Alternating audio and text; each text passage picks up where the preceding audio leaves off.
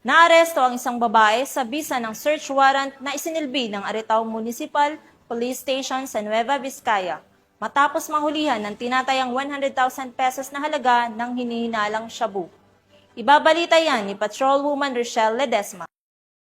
Isang babae ang arestado ng Aritao Municipal Police Station sa pamumuno ni Police Major Benjamin G. Pagapa Jr. Hepe matapos ang pagkakumpiska ng pinaghihinalaang shabu na nagkakalaga ng higit 100,000 piso sa isinagawang search warrant sa tahanan ni alias Jane sa Aritao, Nueva Vizcaya.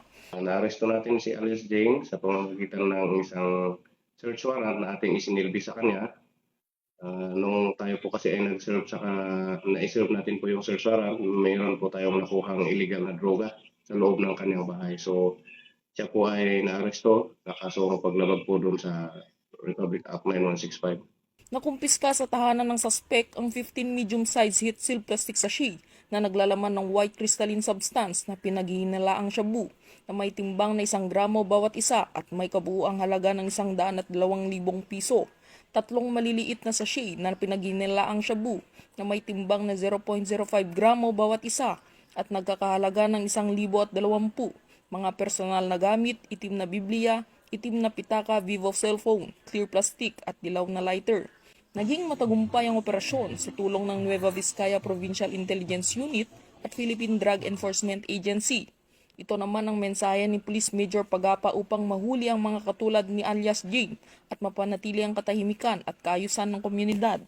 Ang may papayo lang po natin sa ating mga kababayan dito sa Aritao, ang ating pong himpilan ng pulisya na akin pong pinamumunuan ay bukas po at ang aming mga hotlines po ay laging bukas para kung kayo po ay mayroong mga tawag, mga concerns at kayo ay may napapansin kakaiba sa inyong mga paligid, ay tawagan niyo lamang po kami at lagayang-gaya na po ng ating sinasabi ng ating Chief PNP na ang pulis po ay maaari niyo lang pong tawagan sa numero 911.